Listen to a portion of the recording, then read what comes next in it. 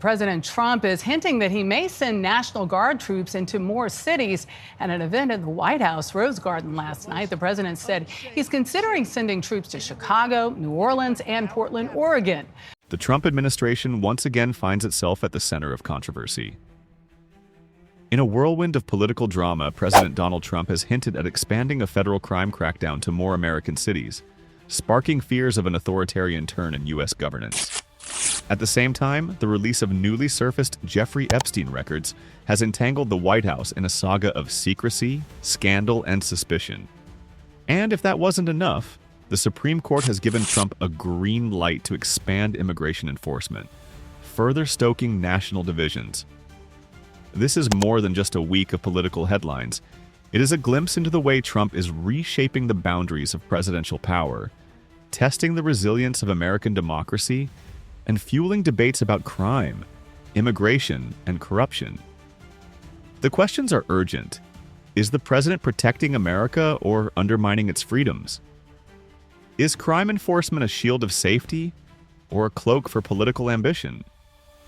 Let's dive into the unfolding story of Trump's latest maneuvers.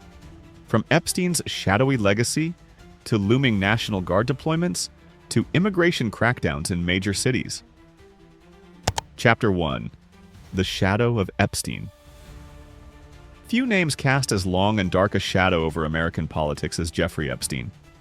The disgraced financier, convicted of sex crimes and accused of running a vast trafficking network, remains a lightning rod for conspiracy theories even after his death in 2019. This week, the House Oversight Committee released a new batch of records from Epstein's estate. Among the documents were letters, communications, and financial records that hinted at connections with powerful figures. Shockingly, one of the notes bore the name of President Donald Trump. The release reignited speculation about Epstein's connections to political elites. While Trump has denied any wrongdoing or close ties, critics argue that the mere mention of his name in the documents underscores how deeply Epstein's web of influence reached. For the Oversight Committee, the release was framed as a transparency measure. For Trump's opponents, it was a reminder of unanswered questions about his past associations. And for his supporters, it was dismissed as yet another political witch hunt. But one thing is clear, the Epstein saga continues to haunt the corridors of American power. Chapter 2. Crime and Politics Collide. While the Epstein records dominated headlines, Trump turned his attention to crime in U.S. cities. In a series of fiery social media posts, he teased the possibility of sending federal forces into new urban centers, hinting ominously with the phrase, "Who's next?" The message struck a chord and a nerve. Trump has long portrayed himself as a law and order president, framing rising crime as a justification for stronger executive action. Yet, his critics argue that federal crackdowns on cities often look more like political stunts than genuine solutions. Deploying federal agents to local jurisdictions raises thorny questions about states' rights, federal overreach, and the militarization of policing. For communities already struggling with tensions between police and residents, the idea of federal intervention adds fuel to the fire. The timing also matters. With elections looming, Trump's crime rhetoric plays directly into his political brand.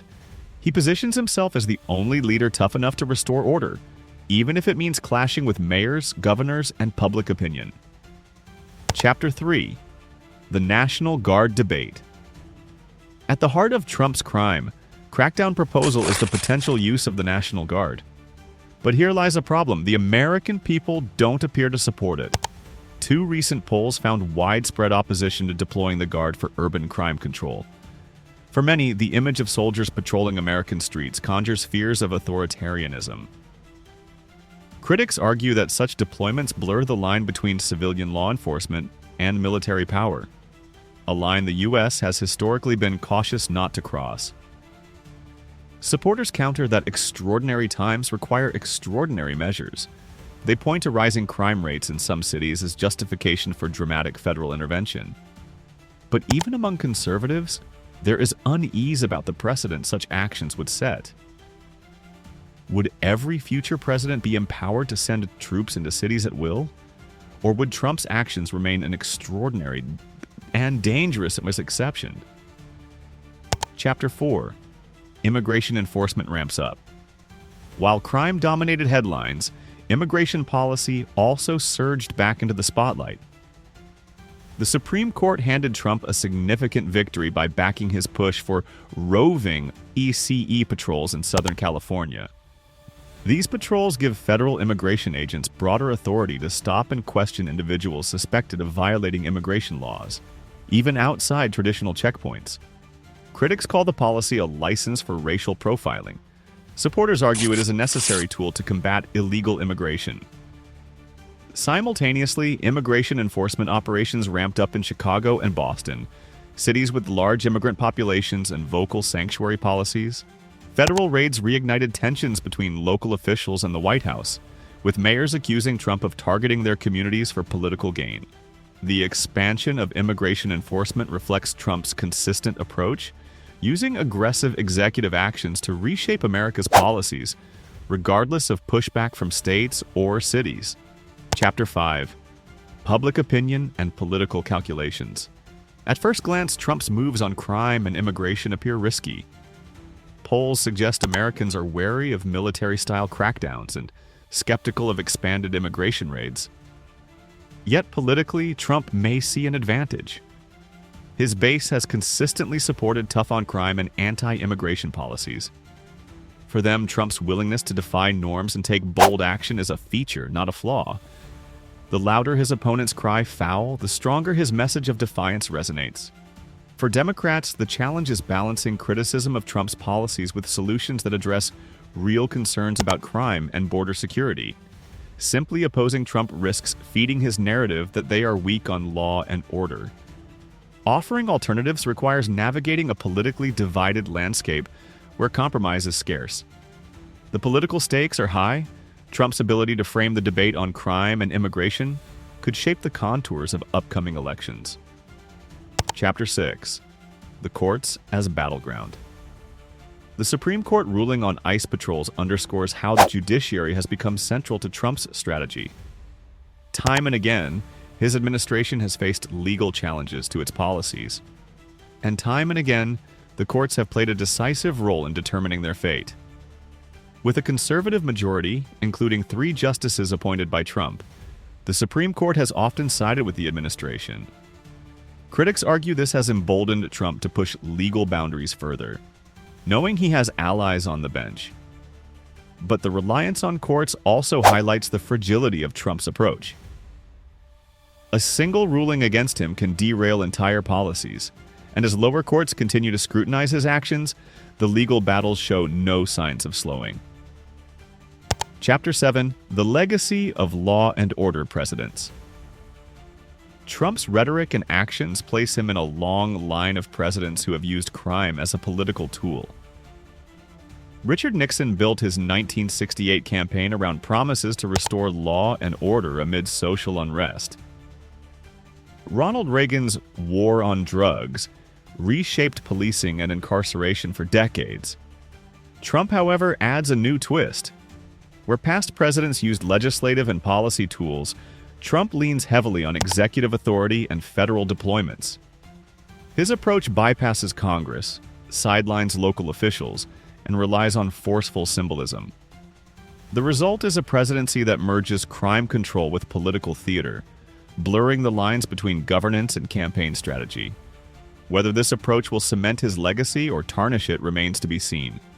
Chapter 8. Cities on Edge. For the cities at the center of Trump's crackdown, the stakes are immediate and tangible. Chicago, Boston, and others face the prospect of expanded immigration raids, heightened federal presence, and political battles with Washington. Local leaders argue that these interventions disrupt communities, strain police relationships, and undermine trust. Federal officials counter that local resistance enables crime and illegal immigration to flourish. Caught in the middle are ordinary citizens, immigrants fearing raids, residents worried about crime, and communities bracing for unrest. The tension between local autonomy and federal authority has rarely felt so stark. Chapter 9. The Epstein Distraction. Amid the debates on crime and immigration, the Epstein records continue to loom in the background. For Trump, the timing is precarious. While the documents do not prove wrongdoing, their release adds to a swirl of controversies that opponents are eager to exploit. The Epstein saga serves as both a distraction and a reminder of how scandal shadows Trump's presidency. Every policy announcement risked being overshadowed by questions about his past. And every new revelation fuels conspiracy theories that blur the lines between fact and speculation. In some ways, Trump thrives on this chaos. The overlapping crises create a political environment where outrage is constant, focus is fleeting, and he controls the narrative through sheer dominance of the headlines. Chapter 10: The Future of Trump's Crackdown. So, where does this all lead? If Trump continues to expand federal involvement in cities, ramp up immigration enforcement, and leverage the courts to secure victories, the result could be a presidency that redefines executive power. The risks are immense. Military-style crackdowns could erode public trust in government, deepen partisan divides, and set dangerous precedents for future presidents. Immigration raids could tear families apart and inflame social tensions. And the constant drumbeat of scandal, from Epstein to oversight battles, could corrode faith in American institutions. Yet Trump shows no signs of retreat. His hints of "who's next" suggest a president eager to escalate, not de-escalate. For his supporters, this is strength. For his critics, it is recklessness. For the country, it is a test of how much power one president can wield, and how much Congress, the courts, and the people are willing to allow. From Jeffrey Epstein's lingering shadow, to federal crackdowns on crime, to Supreme Court rulings reshaping immigration, the Trump administration continues to challenge America's democratic guardrails. Each decision raises the same core question: is the president defending the nation or undermining its foundations? What happens next will shape not just the Trump presidency, but the future of American democracy itself. So, what do you think? Should federal forces be used to control crime in cities? Or should that power remain with local authorities? And how much executive power is too much? Share your thoughts in the comments below, and don't forget to like, share, and subscribe for more deep dive documentaries into the battles defining our times.